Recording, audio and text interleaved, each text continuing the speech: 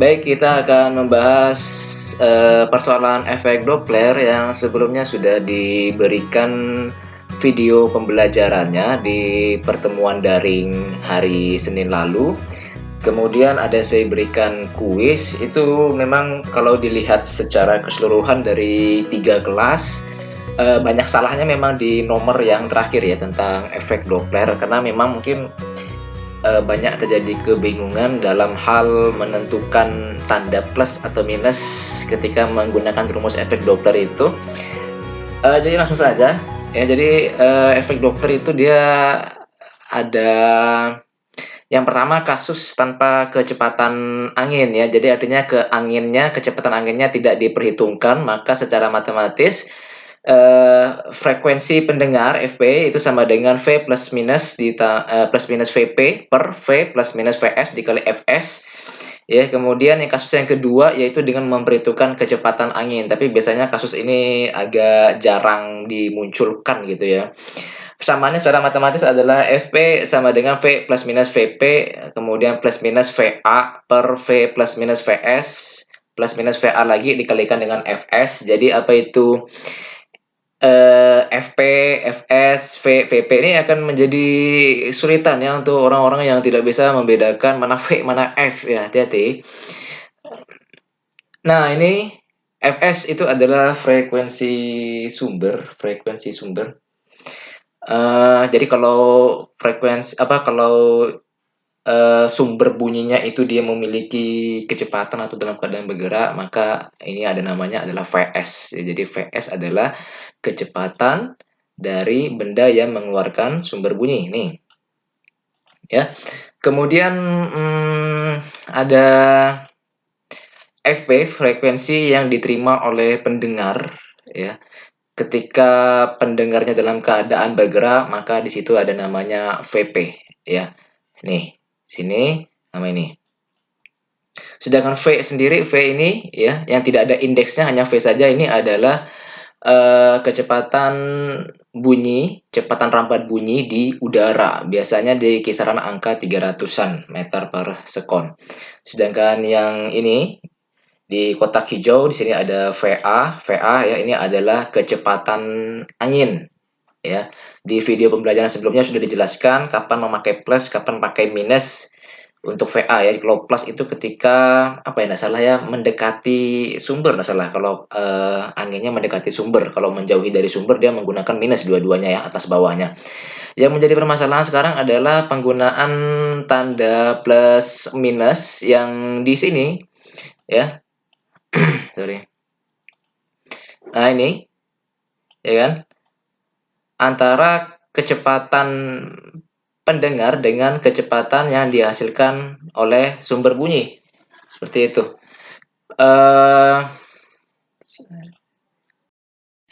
Oke, untuk efek Doppler sendiri ini bisa dibagi menjadi beberapa kasus atau persoalan ya. Kurang lebih itu ada 8 varian ya kasusnya itu ya.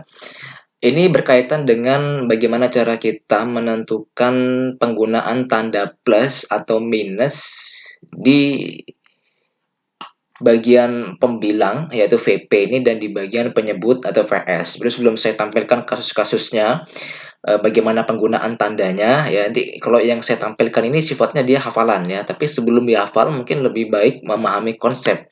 Karena ada orang yang lebih gampang dengan memahami konsep, ada juga orang yang lebih gampang dengan cara menghafal. Kalau memahami konsep bingung tapi menghafal bisa, udah itu terserah aja, bebas ya. Misalnya ya, ini kan sebenarnya yang kita cari adalah FP ya, frekuensi bunyi yang diterima oleh pendengar. FP, saya tulis sini, FP. Kalau kita pahami kasusnya itu atau persoalannya itu, ternyata bunyi yang diterima oleh pendengar itu dia akan semakin besar. Semakin besar tuh artinya semakin kuat terdengar gitu ya. Semakin kuat terdengar. Nah, nilainya kan artinya naik ya, gede. Nah, sekarang di bagian pembilang, supaya dapat nilai yang makin besar, maka pembilang ini harus ditambahkan. Ya kan? Artinya kecepatan bunyi di udara V-nya ini kita tambahkan dengan kecepatan si pendengar untuk mendapatkan frekuensi yang terdengar semakin nyaring. Sebaliknya, untuk pembilangnya bagaimana? Penyebutnya, penyebut kan di bagian bawah ya. Untuk mendapatkan nilai yang besar di FP, maka penyebutnya tidak boleh ditambah, tapi harus dikurangkan. Harus dikurang. Misalnya begini contohnya. 3/2 dengan 3/5 misalnya. Manakah yang menghasilkan nilai lebih besar? 3/2 atau 3/5? Tentu 3/2 yang menilainya lebih besar hasilnya. Bisa dilihat di sini penyebutnya lebih kecil daripada yang 5. Lebih kecil artinya untuk mendapatkan angka yang lebih kecil jadi operasinya harus dikurang. Itu juga sebaliknya untuk memahami pembilang gitu ya. Misalnya 3/2 ya kan dibandingkan dengan misalnya 5/2.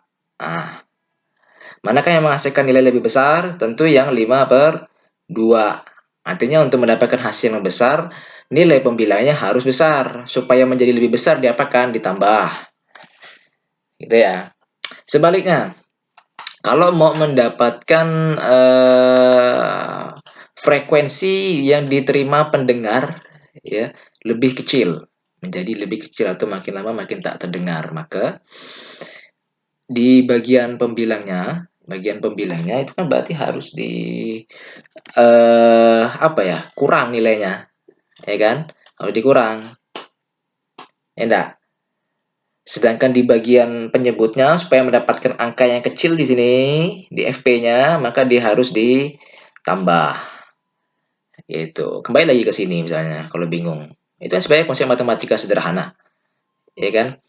Untuk mendapatkan hasil yang besar, maka pembilangnya harus besar, sedangkan penyebutnya harus diperkecil. Untuk mendapatkan hasil yang kecil, maka pembilangnya harus diperkecil, sedangkan penyebutnya harus diperbesar. Atau bahasa lainnya, bahwa pembilang itu dia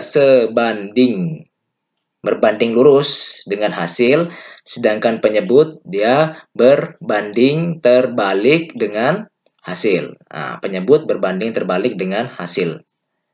Ya kan ya? Pembilang gede, hasilnya juga gede. Tapi sebaliknya. Penyebut kecil, maka hasilnya menjadi gede. Ya. Pembilang kecil, hasilnya ikut kecil. Sebaliknya, penyebutnya harus dibesarkan untuk mendapatkan hasil yang kecil. Itu. Ya. Oke, sekarang kalau sudah paham konsepnya, kalau terlalu cepat bisa diputar lagi videonya atau bisa didiskusikan lagi di forum Edmodo kalau yang masih belum jelas gitu ya. Kasus yang pertama, pendengar diam, sumber mendekat. Pendengar diam, sumber pendekat. Gimana tuh? Nih. Ada pendengar, ada sumber bunyi. Sirine dia. Anak panahnya bergerak mendekati si pendengar. Sebelum saya tampilkan tandanya, kira-kira gimana nih penggunaan tanda pembilang sangat positifnya? Oke. Kalau di pendengarnya saya rasa tidak ada masalah karena dia diam. Kalau diam kan artinya dia kecepatannya tidak ada. VP-nya 0. Jadi tidak usah dipusing-pusingkan mau menggunakan minus atau plus. Kalau VP-nya 0 ya udah tidak masalah gitu ya. Nah, ini kan tidak masalah nih. Jadi tetap V aja dia di sini. Ditambah dengan 0 atau dikurang dengan 0 tidak akan berubah hasilnya ya. Sekarang yang bergerak adalah sumbernya. Jadi kita punya nilai VS. Kira-kira tanda yang digunakan plus atau minus? Jadi yang harus dipahami dulu adalah ketika sumber mendekat, maka bunyi yang diterima oleh pendengar makin nyaring atau makin lemah. Nah, pastinya makin nyaring atau makin kuat atau FP-nya semakin besar. Nilainya makin besar. Ya kan? Untuk mendapatkan nilai yang besar tadi konsep matematikanya adalah di bagian penyebutnya harus dikurang. Ya kan? Karena kan berbanding terbalik. ininya makin gede, maka penyebutnya harus makin kecil. Supaya mendapatkan angka yang lebih kecil, berarti harus dikurang. Maka tanda yang benar untuk VS-nya adalah dikurang, minus. Nah, nih. Ya. Oke, lanjut. Kasus yang berikut. Pendengar diam, sumber menjauh. Ya udah, ini tinggal kebalikannya aja. Pendengar diam berarti VP-nya tadi sama 0 ya. Nggak peduli dia plus atau minus, tidak masalah. Tapi sumbernya sekarang menjauh. Berarti ini ada pendengar, kemudian sumbernya bergerak jauh. Tandanya kan sebaliknya. Kalau semakin menjauh berarti frekuensi yang diterima oleh pendengar dia makin kecil. Sini makin kecil. Supaya dia makin kecil, maka penyebutnya harus dibesarkan karena dia berbanding terbalik. Supaya besar, maka operasinya harus ditambahkan. Berarti tandanya adalah yang benar plus. Nah, gitu ya. Kayak saya udah paham lah harusnya. Cuma dua kasus ini. Cuma biar lebih jelas ya. Kita lanjutkan pendengar sekarang yang bergerak. Tapi sumbernya diam. Pertama pendengarnya mendekat dulu. Nah, pendengarnya mendekat. Pendengar mendekat, sumber diam, berarti sini. Nah, ini ada pendengar, ini ada sumber bunyi. Pendengarnya anak panahnya bergerak mendekati sumber bunyi. Nah, lari sini. Ntar, biar bingung. Logikanya, kalau pendengar mendekati sumber bunyi, maka yang terdengar oleh pendengar frekuensinya akan semakin nyaring, semakin besar. Supaya hasilnya besar, maka di bagian pembilang, kan pendengar di pembilang ya, hasilnya juga harus ikut besar. Ingat berbanding lurus. Supaya hasilnya besar, maka tanda yang digunakan adalah penjumlahan atau tambah. Ya, sedangkan VS-nya tidak masalah. Dia mau plus atau minus karena nilai V-nya adalah 0. Dalam hal ini sumbernya dalam keadaan diam. Oke? Ini pasti betul nih. Plus nih pasti nih. Tuh. Sebaliknya, kalau ada kasus pendengarnya berarti menjauh, sumbernya diam, udah ketebak tandanya, ya kan? Ketebak nih. Maka tandanya harus dia minus. Sebenarnya 4 kasus ini udah mewakili untuk kemudian bisa dikembangkan sendiri dengan 4 kasus berikutnya ya. Kasus yang berikutnya, pendengar dan sumber saling menjauh ya. Jadi sekarang keduanya ini bergerak. Keduanya bergerak, tapi bergeraknya berlawanan arah ya, saling menjauh ya. Sebenarnya untuk menentukan apakah sumbernya ini plus atau minus, pendengarnya ini plus atau minus, ya tinggal dilihat dari kasus sebelumnya aja ya kan. Nah, misalnya nih, sumbernya menjauh, yang menjauh berarti tandanya plus, udah ini pasti plus nih. Yang pendengar menjauh mana? Ah, nih pendengar menjauh ini pasti minus, nih juga minus nih. Ya kan? Oke lah, biar lebih dipahami lagi ya. Tidak masalah. Jadi kalau dia saling menjauh, maka frekuensi yang akan diterima oleh pendengar ini kan pasti semakin kecil ya. Kalau semakin kecil maka pembilangnya juga harus diperkecil nilainya. Ingat berbanding lurus. Supaya mendapatkan nilai yang kecil berarti harus dikurangkan. Sedangkan penyebutnya ya, penyebutnya makin jauh dari pendengar berarti sama juga. Frekuensi yang akan diterima oleh pendengar ini juga akan semakin kecil. Supaya nilainya kecil maka di penyebutnya ini harus diperbesar berbanding terbalik. Supaya besar di penyebutnya, maka operasi di penyebut harus ditambahkan atau plus. Ini pasti plus, yang ini pasti dia minus. Nah, itu pasti betul. Tidak mungkin keliru gitu ya, kalau udah dipahami konsepnya. Ya kan, minus, plus. Kemudian yang berikutnya, pendengar dan sumber saling mendekat. Ya, pendengar, sumber saling mendekat, geraknya berlawanan arah, saling mendekat. Jadi, kalau seperti itu, frekuensi yang akan diterima oleh pendengar, frekuensi bunyi yang diterima oleh pendengar kan makin kuat nih karena makin dekat ya. Maka pembilangnya juga harus makin kuat. Jadi operasinya ditambah, ini pasti plus di bagian pembilangnya. Sedangkan di penyebutnya supaya mendapatkan hasil yang besar berbanding terbalik ya, berarti di sini nilainya harus lebih kecil. Maka ini pasti dikurangkan atau minus. Ya, pasti betul. Oke. Seperti itu. Apakah paham? Oh, persoalan apa, Pak? Kita lanjutkan ke kasus yang berikutnya, ya. Dua kasus terakhir ini agak unik, ya, yaitu pendengar dan sumber kejar-kejaran. Apa itu kejar-kejaran? Kalau kejar-kejaran berarti mereka bergerak searah gitu. Cuma konsepnya begini ya, ini agak-agak unik. Kalau kejar-kejaran, siapa yang berada di depan, maka dia berusaha menjauh. Ya, siapa yang berada di depan, dia berusaha menjauh. Sedangkan siapa yang berada di belakang, maka dia berusaha mendekat, gitu. Ya, tidak peduli apakah kecepatannya di depan lebih besar atau kecepatannya lebih kecil. Sama juga apakah kecepatan di belakang yang lebih besar atau lebih kecil ya. Intinya siapa yang depan dia berusaha menjauh, yang di belakang berusaha mendekat. Nah, sekarang tadi udah kelihatan duluan ya itunya ya tandanya ya. Ya, dari mana dapat tanda negatif-negatif itu kita lihat.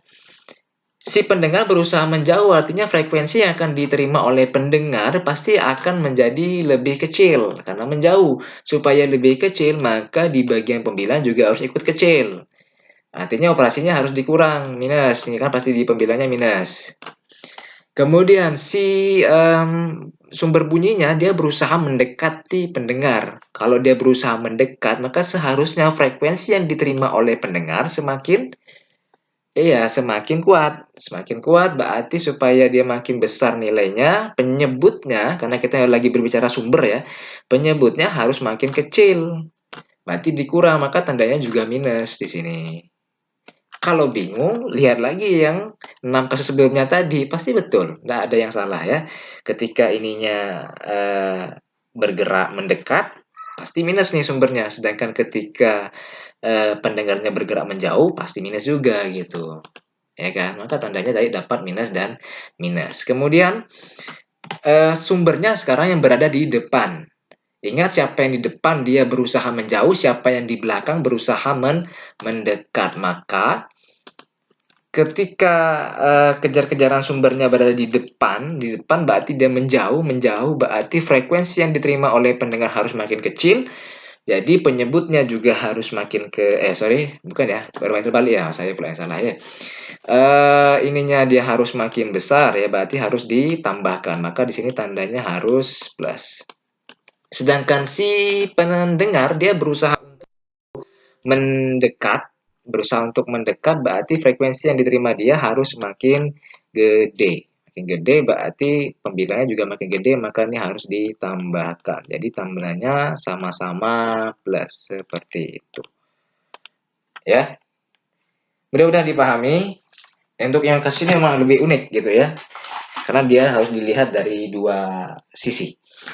Kita lanjutkan ke contoh soal. Contoh soalnya, sebuah mobil ambulans bergerak dengan kecepatan 72 km per jam dan berada di belakang sebuah minibus yang bergerak searah dengan kecepatan 54 km per jam. Ambulans membunyikan sirine dengan frekuensi 420 Hz ya. Ini frekuensi sumber berarti ya, Fs. Jika kecepatan rambat bunyi di udara adalah 320 meter per sekon, ini yang V itu, V saja ya. Maka coba hitung berapa selisih frekuensi sirine yang terdengar oleh pengemudi, berarti Fp-nya ya. Ketika ambulannya masih berada di belakang dan ketika sudah berada di depan mobilnya. Kekeliruan yang saya lihat di jawaban kuis itu, pertama salah menentukan tanda plus dan minus, yaitu ada beberapa lah. Kemudian kekeliruan yang berikutnya, frekuensi pendengar yang dicari itu cuma satu saja. Padahal ini kan mencari frekuensi pendengarnya harus dua ya, dua kali maksudnya. Yaitu frekuensi pendengar ketika ambulannya masih berada di belakang dan ketika ambulannya sudah berada di depan. Baru nanti selisihkan atau dikurangkan antara kedua jawaban itu. Sedangkan yang keliru itu dia hanya mencari satu frekuensi pendengar kemudian langsung dikurangkan dengan 420 Hz. Padahal ini adalah frekuensi sumber bunyi. Kemudian kekeliruan berikutnya adalah lupa mengkonversikan satuan. Ya, ini kan masih kilometer per jam di sini. Ini juga kilometer per jam. Sedangkan yang kecepatan bunyi di udaranya di sini dia pakai meter per sekon. Maka harusnya yang kilometer per jam ini diubah dulu ke meter per sekon ya. Oke, saya tidak akan membahaskan sampai ke perhitungannya karena itu nanti hanya masalah teknis perhitungan matematis ya. saya jelaskan konsepnya saja. Jadi ini ada kasus seperti yang penjelasan terakhir tadi itu ya, yang kejar-kejaran, ya kan? Kalau dari soalnya kita pahami bahwa antara pendengar di minibusnya dengan ambulan yang punya sirine itu dia kejar-kejaran. Pertama, ambulannya berada di belakang, ya. Maka sesuai tadi yang kita bahas, ini tandanya pasti minus minus, ya. Kemudian ketika ambulannya sudah berhasil menyusul si pendengar yang berada di minibus itu, dia berada di depan, maka tandanya di sini menjadi plus plus, ya. Yang ditanyakan adalah berapa frekuensi yang diterima oleh pendengar. Maka kalau udah dapat tandanya kan jadi eh, gampang aja ya menggunakan persamaannya ya, yaitu frekuensi pendengar yang pertama, yaitu ketika ambulannya di belakang. Ini yang pembilangnya V dikurang VP, penyebutnya juga dikurang ya. V dikurang dengan Vs, baru dikalikan dengan frekuensi sumbernya 420 Hz.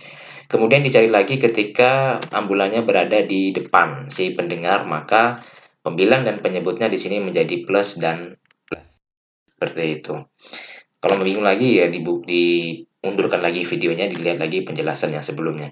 Ya, setelah dapat duanya ini baru diselisihkan, dikurangkan delta Fp sama dengan Fp2 dikurang Fp1. Jadi jawabannya yang benar adalah 13 Hz. Ya, kalau ada yang dapat 7 Hz atau mungkin 60 Hz, nah itu tadi kelirunya ada yang seperti yang saya jelaskan sebelumnya. Oke ya, tinggal diperkaya saja dengan contoh-contoh soal lain yang ada di buku LKS. Oke, terima kasih. Mudah-mudahan dipahami. Kita lanjutkan pembelajaran hari ini. Selamat pagi. Assalamualaikum warahmatullahi wabarakatuh.